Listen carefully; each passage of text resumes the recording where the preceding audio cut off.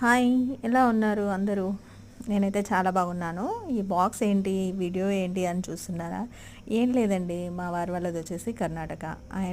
మేము వెళ్ళినప్పుడు కొన్ని ఐటమ్స్ మన దగ్గర దొరకని కొన్ని ఐటమ్స్ అయితే మేము తెచ్చుకుంటాము. అవి నేను వెళ్ళకపోయినా కంపల్సరీ తెప్పించుకుంటాను. అందులో ఇదొకటి. ఇది వచ్చేసి ఏంటంటే ఉప్పడ చీర అంటారు. అంటే పనస తొన్నల్ని, పచ్చి పనస తొన్నల్ని ఇలా వాళ్ళైతే స్టోర్ చేసుకుంటారు. ఇందులో వాటర్ లేదు, అంటే మేము అది అక్కడ నుంచి వచ్చింది కాబట్టి వాటర్ లేదు. తర్వాత హాట్ వాటర్ కొంచెం కూల్ అయిన తర్వాత సాల్ట్ వేసేసి దీన్ని అయితే స్టోర్ చేసుకుంటారు. 1 ఇయర్ పాటు ఖరాబ్ కాదు. అంటే అది కర్రీ ప్రిపేర్ చేసుకొని మన రైస్లోకి తినొచ్చు.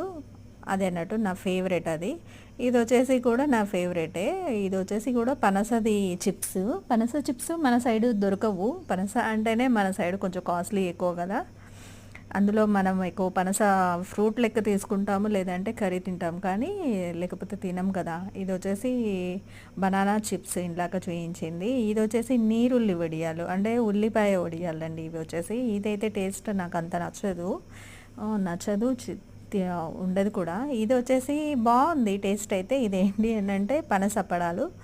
పనసప్పడాలు కొంచెం టేస్ట్ వైజ్గా వచ్చేసి కొంచెం స్వీట్ ఉంటుంది. మనకి రైస్లోకి అంత నచ్చదు, కానీ నార్మల్గా తినడానికి చాలా బాగుంటుంది. నెక్స్ట్ వచ్చేసి మన ఫేవరెట్ ఉంటుంది కదా, నాకు వీడియో అనగానే ఇది గుర్తు రావట్లేదు. షకినాలు. మన షకినాలకి వీళ్ళ షకినాలకి చాలా డిఫరెంట్ టేస్ట్ ఉంటుంది. సో అది కంపల్సరీ తెప్పించుకుంటాము. ఇది వచ్చేసి ఏంటంటే రొట్టె అంటారు అక్కడ. రొట్టె అంటే మామూలుగా నేను కూడా రొట్టెనే అని పిలుస్తాను.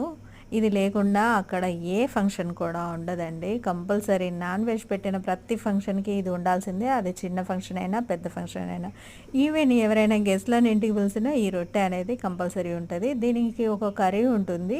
ఆ గ్రేవీని ప్రిపేర్ చేసి చికెన్ తోటి గ్రేవీ ప్రిపేర్ చేసిన తర్వాత ఈ రొట్టె కాంబినేషన్ చాలా బాగుంటుంది. అది కూడా ముందు వీడియోలో మీకైతే అప్లోడ్ చేస్తానండి ఎలా ఉంటుందని.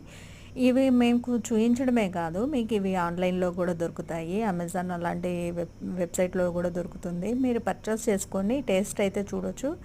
నాకు ఎస్పెషల్లీ వచ్చేసి పనస చిప్స్ చాలా బాగా నచ్చుతాయి. ఇవి పచ్చి పనసకాయలని ఆయిల్లో ఫ్రై చేసి లాస్ట్కి సాల్ట్ వాటర్ అయితే చల్లేసి ఫ్రై అయిన తర్వాత తీస్తారు.